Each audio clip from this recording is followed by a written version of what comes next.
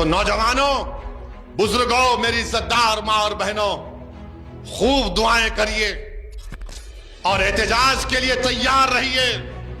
याद रखो, मैं तुमको पुकार पुकार कर कह रहा हूं, अगर आज तुम बेदार नहीं होगे तो आने वाली नस्लें तुमको हमको कोसेंगी कि तुमने हमारी मस्जिद को तक नहीं बचा सके, तुम्हारे औलिया अल्लाह के आस्थानों को नहीं बचा सके, तुम्हारे कब्रस्तानों को नहीं बचा सके।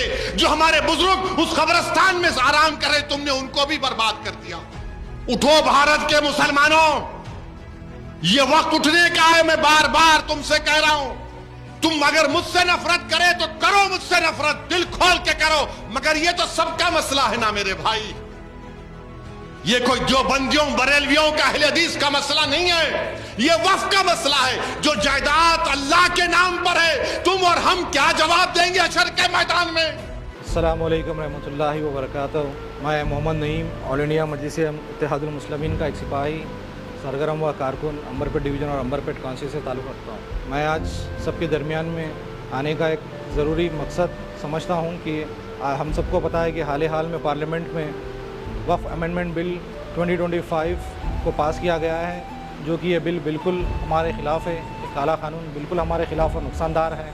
All India Muslim personal law board की जानिब से 19 अप्रैल बरोज़ हफ्ता 7 बजे से 10 बजे तक दारुस्सलाम, जो ऑल इंडिया मजलिस इत्तेहादुल मुस्लिमीन का दफ्तर है, इसमें मुनक़िद किया गया है। All India Muslim personal law board के सदर मौलाना खालिद सैफुल्लाह रहमानी साहब और तेलंगाना और आंध्र प्रदेश के all India Muslim personal law board के मेंबर्स, ऑल पार्टी सियासी लीडर्स इसमें शिरकत करेंगे। आज हम पर यह काला कानून मुसल्लत किया गया है।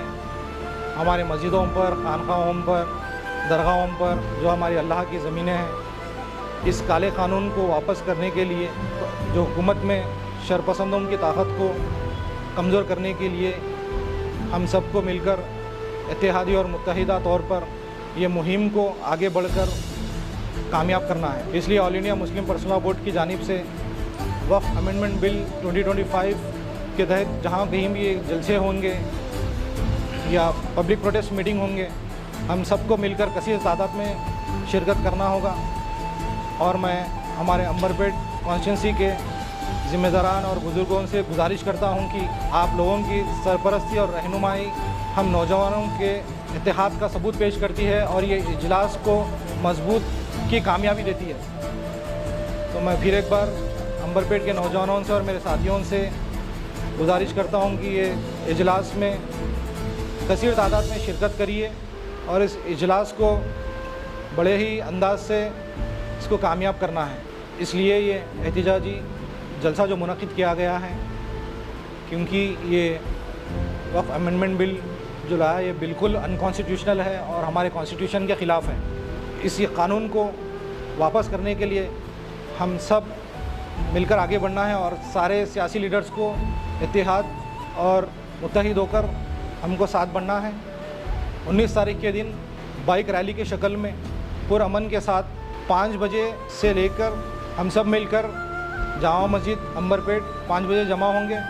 और ये इसका रोड मैप है। जामा मस्जिद अंबरपेट से श्री रमना थिएटर से हम लेफ़्ट लेंगे अली कैफ़ की तरफ, पुलिस स्टेशन और मंडल ऑफिस से गुजरते हुए अली कैफ़ से फिर हम राइट लेंगे, फिर लाल बाग, जिंदा तिलिस्मात, कादरी बाग, गोलनाका, फिर वहाँ से काचीगुड़े से होते हुए हम दारुस्सलाम में इस जलसे में शामिल होंगे।